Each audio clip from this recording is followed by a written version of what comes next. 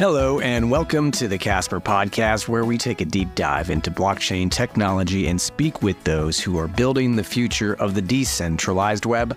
I'm your host, Joe Benso, and today we're speaking with John Sarson, who's the CEO and co-founder of Sarson Funds. They've just launched a stablecoin on Casper. Before we dive into the specifics, let's take a short moment to understand why stablecoins are crucial in the blockchain ecosystem. Stablecoins like USDC on Casper provide the stability of fiat currencies while leveraging blockchain's transparency and efficiency. They mitigate the volatility of cryptocurrencies, making transactions more reliable and appealing for broader adoption. With USDC on Casper, we unlock a new realm of possibilities, driving adoption and innovation across various sectors. I want to thank John for his gracious hospitality and taking the time to talk with us. But one quick detail that I cannot ignore. This interview was recorded in John's traveling Bitcoin bus, which is pretty impressive. At the end of the podcast, I'll tell you how you can see the Bitcoin bus. But as far as I can remember, this is the first podcast that I have ever recorded in a bus. So let's listen in. Hey, we're in Texas at Consensus, and we are in the Sarson Funds bus. We're here with John Sarson, launching a stablecoin on Casper. John, it's great to see you here in Texas. Can you give us a little bit of background for our audience? What is Sarson Funds? And then let's get into how we're working with Casper. Yep, we're in Texas. We're in the Bitcoin bus. We are located in Indianapolis, Indiana. We run 5 small crypto hedge funds, but we really consider ourselves venture builders in a lot of what we do. We like to get into projects, understand them, and see what we can learn as we're exploring and doing research in individual projects. One of our most recent product launches has been a stablecoin for one of our favorite portfolio companies, Casper. So yeah, we're really excited about csprUSD. It is a US compliant stablecoin that you can use right here in the United States. And even as stablecoin legislation passes in the United States, which we believe it will, this coin's designed to be preemptively compliant with those rules. So it won't be getting removed from DEXs or removed from exchanges. And that's really the impetus behind csprUSD. So John, for the listeners, there's a lot of talk about stablecoin and the future of crypto. In your perspective, what do stablecoins unlock for users, and why is that important as a foundational building block for a layer 1 blockchain? One of the biggest criticisms of cryptocurrency is the volatility.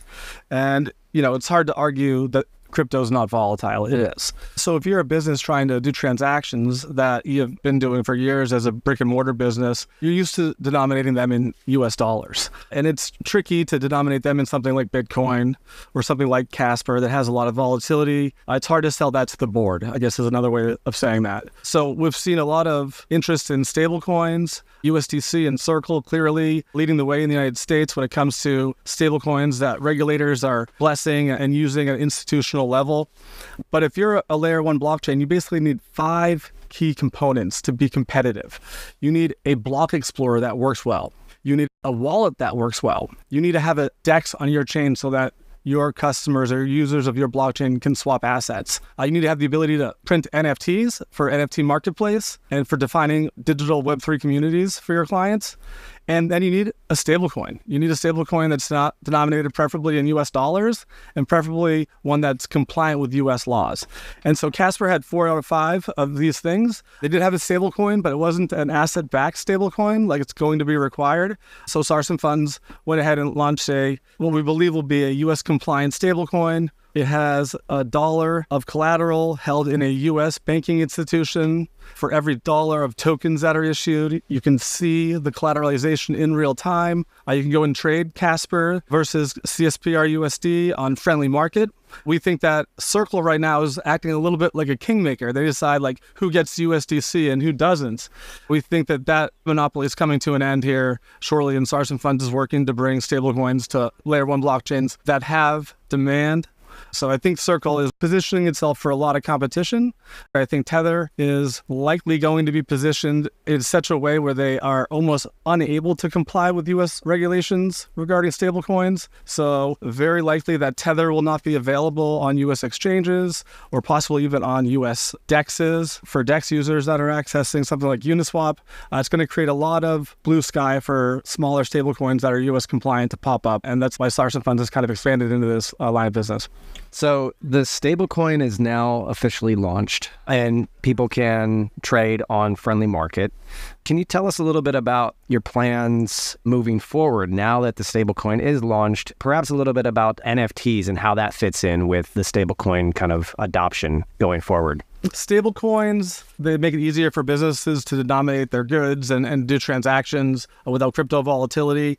NFTs are very important for these same businesses to start to define their Web3 communities through their digital wallets. In the late 90s, every company in America thought, oh my gosh, I have to figure out my web strategy. I need to get my business onto the World Wide Web. And there was a lot of money thrown at this problem, and there wasn't enough service companies to service all of these businesses, so people could demand exorbitant rates to help companies, get their web presence right. And now we're seeing like an evolution of the web. The web is going from Web 2 to Web 3. Web 3, of course, is when you interact with a company by attaching your digital identity, your digital wallet to that company through their DApp. And as companies start to go there, the way that you're going to communicate with those customers and define those customers is going to be through the NFT that you leave them in their digital wallet, either as a receipt, proof of attendance certificate, or a digital community that they've opted into through the purchase of an NFT. And so like NFTs are very important for businesses that want to transition into Web 3 in addition to stablecoins. John, it's really refreshing to hear your perspective on NFTs in terms of the usability of the technology. And at the core, it's really a technology that's opening up a lot more opportunities. So it's great to hear that perspective and to clarify kind of the potential of how this fits in with a broader crypto ecosystem. So appreciate that perspective. So we're still very early. The stablecoin has just launched. Where do you see this contributing to the success of layer ones in general? And what would you like to see 6 months, 1 year down the line for the csprUSD? The world's becoming very interoperable, and this is good, right? In the near future, we're going to see commerce and businesses that are asking for digital wallets, and they're going to take your Casper wallet, they're going to take, your Solana wallet, they're going to take your Ethereum wallet, and they're going to drop you your credential on whatever chain works for you. Being able to put various blockchains and layer ones together in a user-friendly system that allows your digital community to be spread across multiple blockchains, I think is really smart. AI is coming into the blockchain block explorer space. They're starting to figure out ways to cross-pollinate communities. So we're going to see a lot more emphasis on marketing and on project growth and strategic partnerships that are going to be coming on the back of NFTs and people's digital wallets that are defining digital communities. So John, how can people get involved with Sarson Funds and Casper Stablecoin? What's your recommendation? We want to try to start building a community. We are likely to be doing an NFT drop to define our community. It will likely be purchased only with csprUSD, so you'll need to go to Friendly Market to pick up a little bit of that. If you want to buy our NFT, it's going to come with some user benefits, real world benefits around events and things like this. And there's also going to be some airdrops that are happening. And I'm excited to be one of the only projects that I've ever heard of that is going to be dropping stablecoins in an airdrop. So please do participate in our marketing programs over the next 6 weeks. There will be airdrops, and the airdrops will be stablecoins, which is basically like, being given money. It will be less than $400. We're not going to be creating tax reporting events for anyone, but it should be some interesting, valuable, easy to use tokens called csprUSD. Everybody likes a good airdrop. John, thanks a lot for joining us today. We're excited, even though we're so early, things are really just kicking off now, and excited that you're supporting Casper with the launch of the stablecoin, and looking forward to the future. Casper is one of the few blockchains that understands that businesses are a huge economic engine, and businesses need implementation assistance, and businesses need business solutions. I mean, that's why Casper does so well with IBM and helping businesses go from Hyperledger onto public permissionless blockchains like Casper. We saw a presentation on that out in Davos 2 years ago, where IBM traveled to Davos to demonstrate how capable Casper's blockchain is. Casper has consistently scored among the highest of all layer one blockchains by technology CTOs, and that ultimately matters course, as the layer one world becomes a little bit commoditized, where everything can do the bare minimum, then it becomes a question of who can do the bare minimum the best in coordination with our current systems. And of course, Hyperledger Fabric is the largest blockchain in the world. It's a private permission blockchain from IBM. So the ability to partner well with that's exceptionally important. Casper's done a great job at that. Hopefully the stablecoin makes it even easier for some of their businesses to start to denominate assets or transactions in US dollars. We think the future is really bright for Casper. We're happy to be a partner. I want to thank John for his gracious hospitality and taking the time to talk with us on the bus. If you'd like to see a picture of the Bitcoin bus, you can check out their adventures on Instagram at Bitcoin_bus. That's all the time we have for now, so keep building, and we'll see you on the next episode of the Casper Podcast.